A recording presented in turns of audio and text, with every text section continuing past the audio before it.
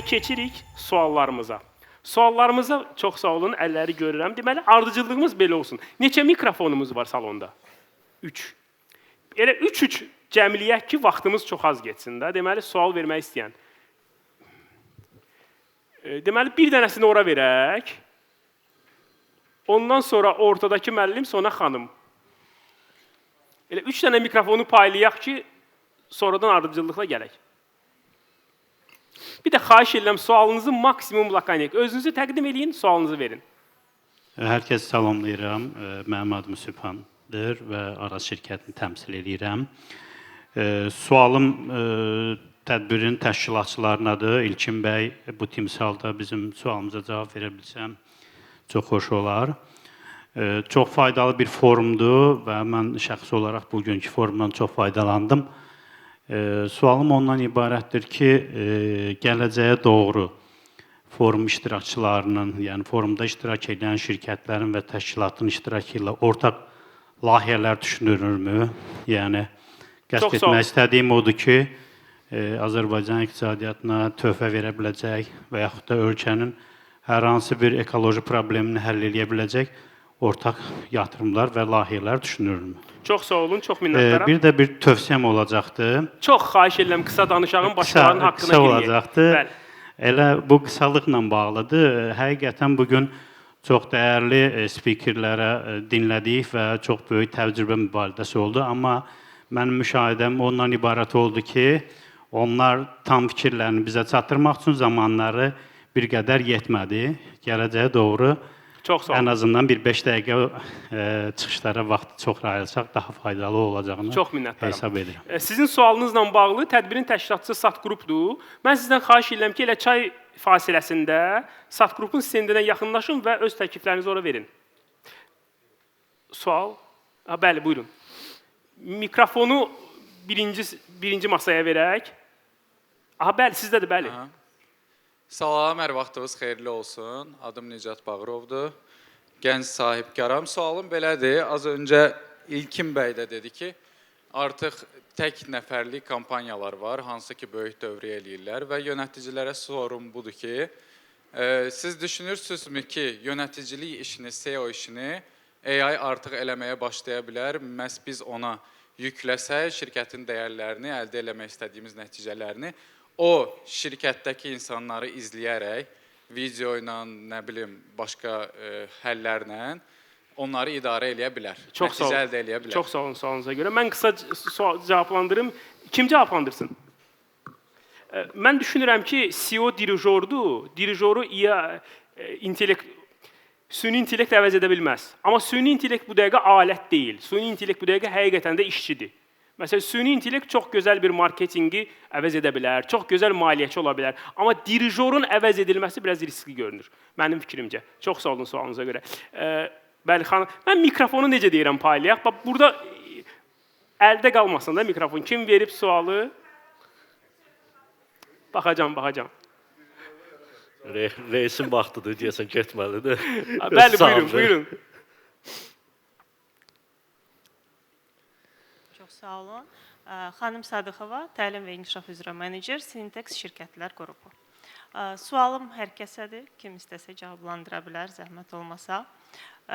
Hazırki iş həyatındakı reallıqları nəzərə alaraq, trendləri nəzərə alaraq, sizcə, təsəvvür edək ki, universitetdə bir yeni fakültə açılır, adını qoyuruq yeni nəsil rəhbər, bizim forumun adından götürərək.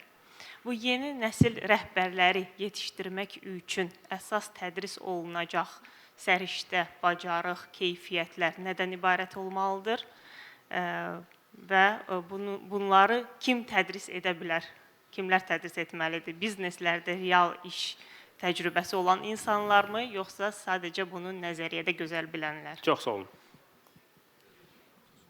Cevap verelim mi? Bəli, əlbəttə. Yani ben kendi adıma söyleyecek olursam, az evvel de bahsettiğim gibi konuşmamda benim için iletişim hayattaki en önemli şeydir.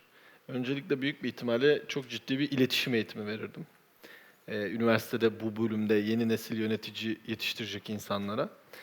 İkincisi tabii günümüz teknoloji çağı ve sadece yapay zeka anlamında değil, her business'ın kendi ileri teknolojileri var. İşin içine muhakkak biraz teknolojik bilgi birikim katardım. Üçüncü konu da bu yine birazcık yöneticilik ve onun uzantısı olacak. Bence insan yönetmede önemli konulardan bazıları da yeri geldi mi soğukkanlı olabilme, yeri geldi mi işte insanları motive edebilme, yine aslında biraz iletişimin içine giriyor ama davranışsal olarak da böyle bir tetikleyici ve katalizör görevi görebilecek bazı eğitimler. Mesela doktorlara bu yeni nesilde başladı. Sadece tıp eğitimi vermiyorlar artık. Üniversitelerde hastayla iletişim, hastanın endişelerini giderecek iletişime yönelik bazı eğitimler de veriyorlar. Aslında ben iletişim ve teknoloji odaklı konuşuyorum. Çok sağ olun. Buyurun. Əslində sualı düzgün başa düşdümsə, çalışacağam cavab verəm. Bayaqlar dediyimiz kimi məsələ nədədir? Mənim düşüncəm və praktikam, yəni gördüyüm təcrübədə nədəndir? Hər bir idarəçi vəzifəsi hər şeyi mən edərəm məsələsi olmamalıdır. Hər bir idarəçinin üzərinə düşən əsas məsələ özündən sonra idarəçi və gözəl bir komandanın hazırlanması. Yəni bunu deməklə demək istəyirəm ki, mən düşünmürəm ki, idarəçilər bizim təhsil müəssisələrdən akademik hazırlana bilərlər. Mənim düşüncəm budur ki, bəli, ola bilsin ki, akademik və sənaye mübadiləsində hər hansı bir format müəyyənləşdirmək olur. Əslində bizim Bakıda və bizim təcrübəmizdə bu var. Yəni Politexnik, Texnik Universitetindən bir mübadiləmiz var idi ki, çalışdıq bunu eləmək. Amma mən yenə də düşünürəm ki, idarəçiliyi verə biləcək adamın yanında yetişməlidir və o onu yetişdirməyi də özünə borc bilməlidir. Çox sağ olun. Deyə bilməməlidir ki, hər şeyi mən edirəm, bu mənə aiddir. Öz biliklərini, bacarığı verir və vaxtında ayrılmağı bacarmalıdır. Bu qədər. Çox sağ olun. Deməli, mikrofonlarımız hardadır? Biri Sərxan müəllimdə, biri xanımda, üçüncü hanı bəs? Üçdə. Okey. Onda bir dənəsini mərkəzə verək, sonra belə o tərəfə getməlidir. Всё. Sərxan müəllim başlayın, sonra xanım, sonradan o üzə bir dənə mikrofon verək. Tamam, özümü təqdim eləməyim artıq yetdiniz. Mənim sualım Taner bəyədir. Siz bayaqki siyahıda performans bir də potensial üzərindən bir düstur qurmuşdunuz. Sözünüzü mən orada bir də ego görmək istəyərdim ki, yəni çünki superstarların bir də ego tərəfi var. Və siz daim onları əldə tutmaqdan danışdınız. Yəni, bəs vazgeçmək məcburiyyətiniz də olur yəqin ki. Ondan da bir şey desəz, yaxşı olardı. Sağ olun. Aslında çok doğru yerlere değindi. Yani tabii orada muazzam bir ego var. Yani süperstar ne kadar işte Cem Yılmaz'ın esprisi gibi elit, premium, süper falan gidiyorsa ünvan o kadar da egosu şişiyor. Bunu anlayışla karşılamak ve alttan almak lazım. Bir işin uzmanı insanın bir egosu olur ve bunu yönetmeyi becermek lazım. Orada alanına saygı duymak noktasında da onun alanında dans ederken, onun alanında cümleler sarf ederken çok dikkatli olmak lazım. Çok şükür bugüne kadar bu yüzden hiç insan kaybetmedim ama kaybettiğim çok değerli doktorlar oldu. Farklı tekliflere yanıt verdi ya da işte belki hayat koşullarından ötürü şehir değiştirmek, ülke değiştirmek zorunda kaldı. Bu senaryoda yani bazen kabullenmeyi bilmek ve kabullendikten sonra da işte o B planını oluşturmak. Ben bu insanın yerini nasıl doldururum? Benim hayatım böyle geçiyor. Bugün bir tane cerrahım ayrılıyor. Yarın sabah şöyle uyanıyorum. Ben bu adamın yerini nasıl dolduracağım? Kimi bulursam yine o kadar tıbbi olarak iyi iş çıkartırım. Yine o kadar hasta sayısına ulaşırım.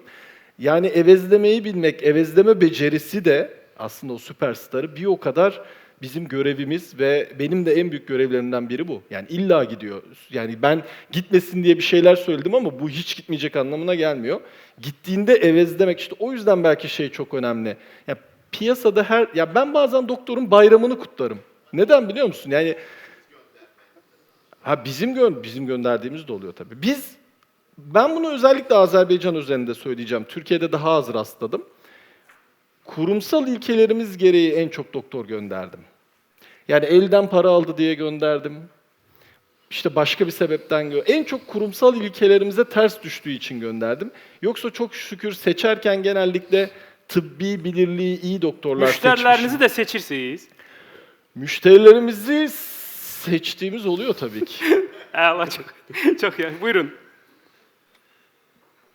Məncə ordadır. Sonra mikrofon kimdədir?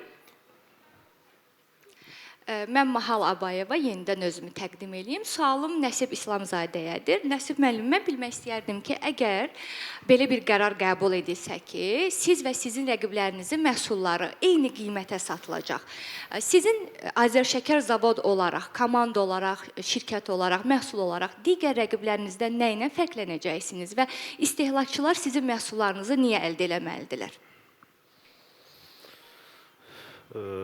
Çox sağ olun. Əslində mən belə giriş olaraq deyim, birbaşa istehlakçılara, yəni biz retailda fəaliyyətimiz çoxdur, daha çox emal və B2B müştərilərimiz var. B2B gözündən baxdıqda istənilən biznesdə, həm bugünkü, həm bundan öncəki bizneslərdə mən sağlam münasibətin qurulmasına daha çox önəm vermişəm. Yəni müştərinin müəyyən bir tələbi var. Bu keyfiyyətdir. Qiymət təbii ki, önəmlidir, amma bu işin içində keyfiyyət də var və həm bizim coğrafi olaraq yerləşməmizdən, həm şəxsi ölkə olaraq mədəniyyətimizdən asılı olaraq insanlar arasındakı münasibətlər də biznesə çox təsir edir. Yəni bir çox hallarda görmüşəm ki, qiymət eyni olsa da, hətta baha olsa da, qarşı tərəfin mən adətən partnyor kimi baxıram. Müştəri yox, partnyor kimi baxıram. Çünki B2B-dir bizdə. Və partnyor kimi baxdıqda onun yerini özüm də düşünürəm. Və onun üçün istədiyi keyfiyyəti, qiymət mövzusunda da anlaşmağa doğru gedirik və dürüstlüyü təmin etməyə çalışıram. Və ona görə dürüstlüklə əslində o qiymət fərqini bir çox hallarda qapandığını görmüşəm. Çox sağ olun. Orxan Cəlalov, ABB Azərbaycan Beynəlxalq Bankı. Sualımı nisbətən Ağacan müəllim əhatə elədi öz biznes keysində. Sürətli inkişafla bağlı. Sizcə sürətli inkişaf uğurdur, yoxsa gələcəkdə qarşısı alınmaz bir riskə çevrilən bir mərhələdir və sualımın davamı olaraq sizcə bu hansı mərhələdə artıq inkişafı dayandırıb dayanıqlı təmin etmək lazımdır və bu mərhələdə baş verə bilən ən çox rastlanan səhvlər hansılardır? Bir nümunəni gətirəcəm, artıq biz banklar da olaraq sürətli inkişaf olan bir biznes keyslərində özümüz də bir müəyyən bir şübhələrlə yanaşırıq. Ona görə bu sualın cavabı birbaşa bizə daha çox maraqlıdır. Sürətli inkişaf həmişə yaxşıdırmı? Qısası. Sürətli inkişaf haqqında doğrudan da biz danışdıq, amma əslində bizdə sürətli inkişaf deyildi. Əslində sürətli inkişaf var, yəni əldə elədiyimiz müştərilər, əldə elədiyimiz uğurlar, bu istəyir, müştəri кейsi olsun, bu istəyir, maddi ki bir кейsi olsun, fərq eləməz.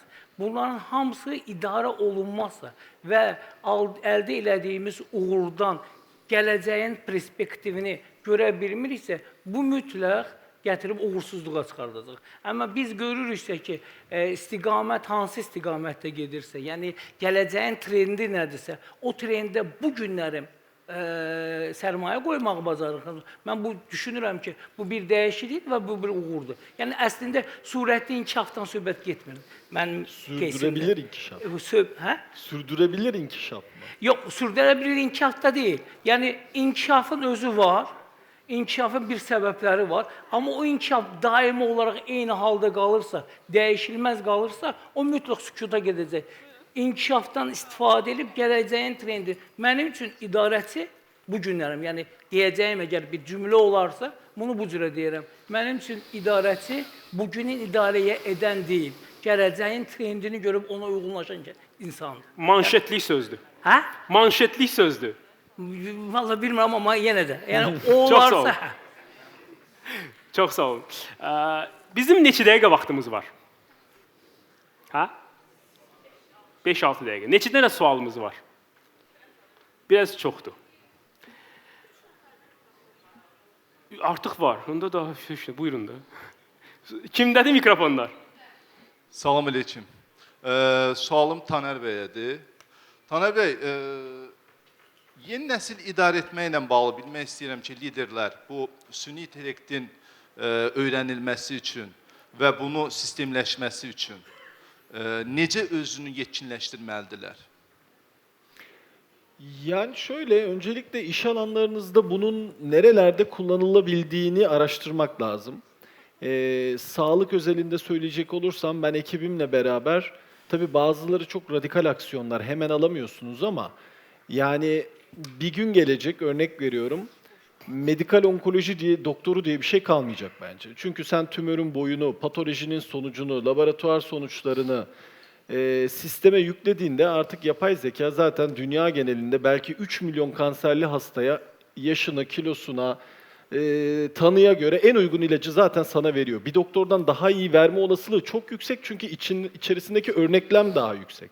Bir doktor belki yani tedavi ettiği 300-500 hastayı bilirken yapay zeka dünya genelindeki tüm verileri içerisine koy. Onlardan milyarlık insan verisiyle sana tedavi reçetesi sunsun. Yani işin özeti her sektörün kendi dinamiklerinin nerede başladığı, yani yapay zekanın ya da teknolojinin hangi alanda daha hızlı ilerlediği, hangi alanda daha yavaş ilerlediğini bir kere önce bunu bilmeli ve bunun üzerine oynamalı. Biz burada tıbbi taraflarda radyoloji, işte laboratuvar ya da bazı bölümlerde bunu Türkiye tarafında özellikle üniversiteyle entegre olarak mesela takip ediyoruz. Ama bu tabii gündelik hayatımızda operasyonda da çok geçerli. Yani eskiden sağlık turizmi yaptığımızda yabancı dil bilen 6-7 tane eleman çalıştırırken artık bir tanesinin eline işte böyle bir cihaz verip her dili konuşturabilir hale getirdik. Elədir. Personel sayısını azaltan bir sürü teknolojik gelişme oldu vesaire. O yüzden yani trendleri ve alanları sıkı takip ederseniz oralara odaklanılabilir. Çox sağ olun. Növbəti sualımız. Mən olar. Aha. Axşamınız xeyir olsun, artıq axşamdır. Adım Aygün Cəbbarova, Atana Şirkətlər qrupunun İnsan İşləri İnzibati İşlər Departamentinin direktoruyam. Bayaqdan hamı süni intellekt, yeni tendensiyalar, trendlərdən danışır, amma hamı unudub ki, əsas dəyər, mən elə düşünürəm insan resursları rəhbəri olaraq, doğrudan da şirkətin insan resurslarıdır. Çünki bizim CEO-larımız da həmin şirkətin insan resursudur. Sualım amma insan resursuna indi bağlı olmayacaq, sadəcə olaraq hər birinizədir. İndi kim istəyər cavab verər. Bugünə kimi yığdığınız iş təcrübəniz, bilik və bacarığınıza əgər əsaslansanız və ya arxalansanız, siz sıfırdan yeni bir özünüzə biznes qursanız, idarə etmədə istifadə edəcəyiniz əsas 3 alət hansılar olacaq və indiyənə kimi səhv, belə deyək, istifadə etdiyiniz alətin hansını istifadə etməzdiniz bundan sonra? 3 əsas hansını ki istifadə edərdiniz və hansı səhvinizi təkrarlamazdınız, belə deyək, qısa olaraq. Gözəl sualdır. Əslində hamıya aid elədiniz ki, süni intellektin tətbiqini biz düşünürük ki, bundan hər şey həll olunur. Biz belə demirik. Əslində mənim şəxsən fikrimi soruşsanız, mən yenə deyirəm ki, şirkət üçün ən önəmli olan məsələ insan resurslarıdır, insan qaynağıdır. Mən bunu bilirəm. Ola bilsin ki, müəyyən işləri gələcəkdə süni intellektdən hansısa bir şəkildə yerinə yetirmək mümkün olacaq. Amma yenə də insan qaynağı bizim üçün çox önəmlidir. İnsan məsuliyyəti, insan düşüncəsi, insan hərəkəti, insan hissi. Bu çox önəmli məsələdir. Bu şəxsən mənim üçün. Qaldı bu ikinci tərəfə. Bir şirkət olaraq qursaydıq, nədən də başlayardıq? Mən yenə də deyirəm, yəni bunu əminliklə deyirəm. Mən Azərbaycanda 6-ya yaxın startupın bünövrəsini qoymuşam. Biraz danışığımda qüsur varsa üzr istəyirəm. Bəlkə daha çox çatdıra bilmirəm, amma hər bir uğurlu proyektin əsasında mənim üçün duran 2 dənə şey var. Birincisi, idarəçi və onun yığdığı komanda. İkincisi, ideya, hansı ki, o ideyanın üstündə axıra qədər mübarizə apara biləcək bir sistemin qurulması. Bunu. Üçüncüsü isə, bayaqlarım artıq nitqində dedim, idarəçilərin məqsədləri bir neçə dənədir. Özünü istənilən vaxtı, lazım olanda getməyi, ikincisi, özündən sonra idarəçiləri tərbiyə edib yetişdirməyi, üçüncüsü isə dəyişən trendi öncədən qabaqlamağı. Bunları əsas tutarsınız, mən əminəm ki, istənilən biznes, belə deyək ki, uğurlu olacaq. Buna əminəm. Çox sağ olun. Növbəti sualımız. Mikrofon kimdədir? Üçüncü mikrofon. Hər kəs salamlayıram. Yaqub Bəndəliyev, Rosman Azərbaycan.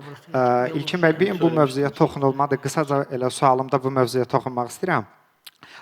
Deloitte şirkətinin araşdırması göstərir ki, Z nəslinin iş prosesindəki yanaşmaları, davranışları fərqlidir. Onlar rəhbərdən daha tez-tez geri dönüş almaq, idarəetmə proseslərində, qərar proseslərində iştirak etməyə daha çox üstünlük verirlər digər əməkdaşlara nisbətdə.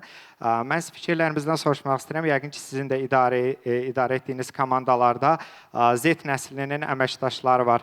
Z nəslinin bu fərqliliyi şirkətə xeyirmi verir, yoxsa sizin üçün əlavə bir iş yükümü yaradır? Çox sağ olun. Çox sağ olun.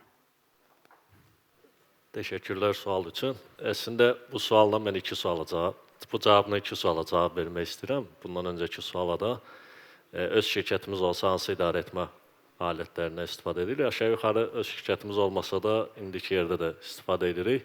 Data əsaslı idarəetmə. Biz bunu çox səsləndiririk, amma maalesef ki, bir çox şirkətlər hələ gündəlik şirkətdə nə proses baş verir, hansı datalar var, onu doğru şəkildə əldə edə bilmirlər. İkinci məsələ emosional idarə etmə. Bu həm belə deyək də cari durumda bazarın belə deyək də işçi qüvvələri nə qədər də süni intellektdən danışsaq da sonunda bizim belə deyək də ingiliscə desə bizim də insan kapital deyil, people. People ən dəyərli belə deyək də resursdur bizim üçün. Mən düşünürəm ki, emosional bağlılıq tərəfdən Z nəslində də ən çox bizim əziyyət çəkəcəyimiz məqamlardan biri o insanlar çox emosionaldır. İndi hamımızın belə deyək də ailəsində, yaxınlarımızda var. Çox emosionaldılar. Əvvəlki dövrlə müqayisədə yenə deyirəm, onlar üçün maddiyyat bəlkə də üçüncü, dördüncü bir məqam olacaq. Ona görə emosional idarə etmə və bu sahədə özümüzü həm CEO olaraq, həm şirkət sahibkar olaraq təkmilləşdirməmizə ehtiyac var. Əks halda biz o resursları idarə etməmiz çox çətin olacaq. Çox sağ olun. Sonuncu sualımız.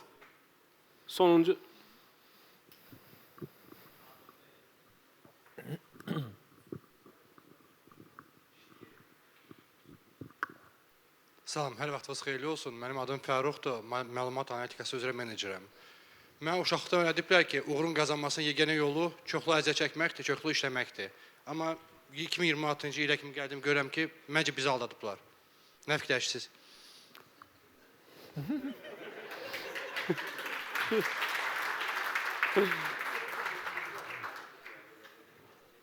Sonuncu sualdır. Hər üçünüz cavablandıra bilərsiniz.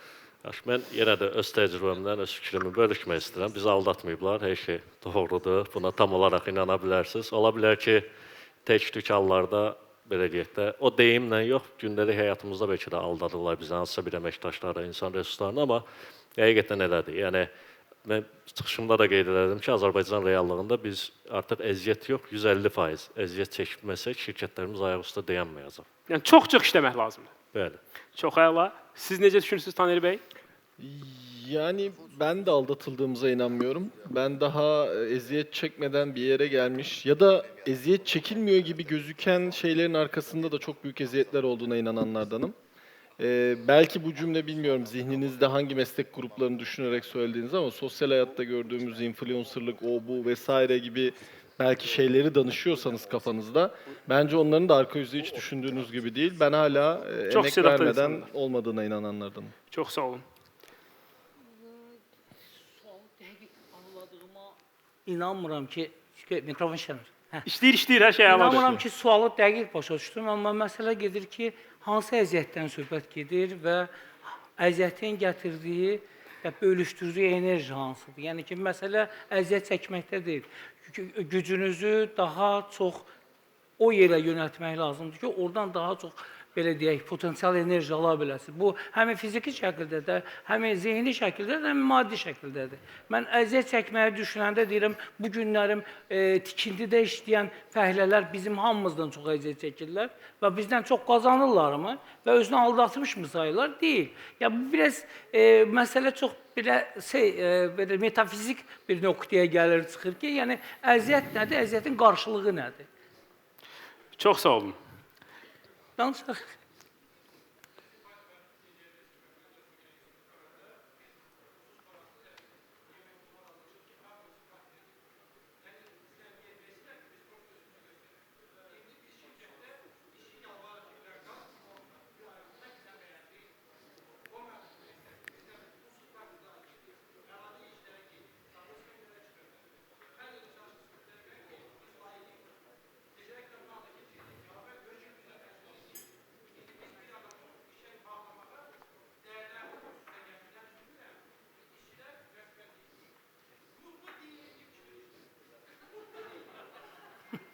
Aydındır.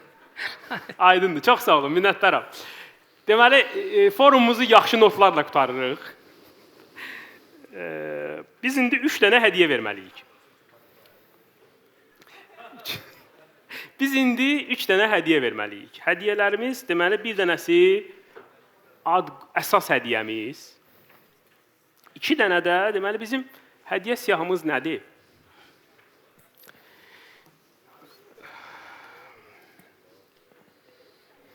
Hə, verin. Okey. Ofis daxili fotosesiya 360 dərəcə marketinq şirkəti tərəfindən. Hansı sualı dəyərləndirmək istəyirsiniz? Mən deyim ki, mən bütün sualların yarısına siz cavab verdiniz. Məncə birincini siz seçsəniz daha yaxşı olar. Onda mən sonuncunu, yaxşı, onda gəlin birincini mən seçim. Qeyd eləmişəm burada. Orxan müəllim var idi. ABB. Orxan müəllimə hədiyyə veririk. Ağacan müəllimə verdiyi suala görə. Gəlin, yaxınlaşın bura. Təbriklər. Aha. Oh. Buyurun. Təbriklər. Uğurlar. Vallahi yox.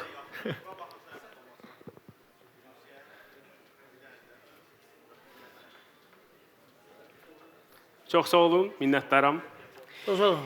İkinci hədiyyəmiz 360 dərəcə marketinq şirkəti tərəfindən ofis daxili fotosesiya. Buyurun. Mən cavab verim. Mən əslində daha çox orada xanımlardan deyəsən biri təsirlə bağlı, gələcək təsir çox gözəl sual idi. Orada. Nə əlavə etməliyik?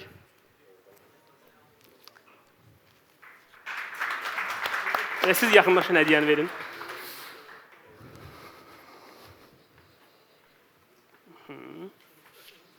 Buyurun. Təbriklər. Çox sağ olun, təbrik.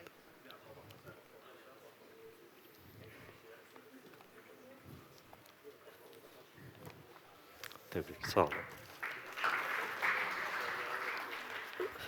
Və üçüncü hədiyyəmiz Gutenberg hədiyyə bağlaması. İşte o cavan oğlan valla o sual üstündə çox düşünüb və əziyyət çəkib. Mənə elə gəlir ki, Sonuncu sual. Haqqı var, hə. Çünki hələ sualın özünü tam başa düşə bilməmişdim. Sonuncu sual. Ağacan müəllim, siz təqdim eləmək istəyirsiniz? Necə əmr eləsəz? Yaxşı olar ki, siz təqdim eləyəsiniz. Buyurun. Amma sualı mən axırda verirsiniz. Təbriklər. Təbriklər. Sağ olun.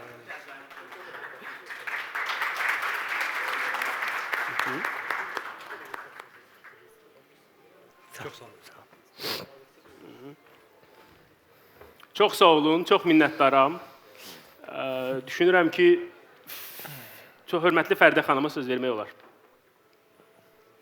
Təşəkkür edirəm moderatorluğunuza görə. Həmçinin də spikerlərimizə də minnətdarlığımızı bildiririk və sonda xatirə şəkli çəkdirə bilərsiniz. Necə idi, bəyəndinizmi paneli? Qalmışlarınızı eşidək. Nəsib bəy, Taner bəy və Ağacan bəy, həmçinin moderatorumuz İlkin bəy, çox təşəkkürlərimizi bildiririk dostlar. Biz 3-cü panelə bir qədər sonra start verəcəyik və xahiş edəcəm çay fasiləsini bir qədər qısa edək. Bilirəm ki, networking etmək istəyirsiniz. Xüsusən də paneldən sonra spikerlərimizə bir xeyli suallarınız varsa da 20 dəqiqəlik çay fasiləsindən yararlanaraq fürsətdən yararlana bilərsiniz. Və qeyd edim ki, 3-cü paneldən əvvəlsə bizim latodromumuz olacaq. Çox qiymətli hədiyyələr var sponsorlarımız tərəfindən. Odur ki, çalışın, iştirak edin və qazanın. Bir daha qeyd edim, 20 dəqiqə sonra biz yenidən qayıdacağıq bura.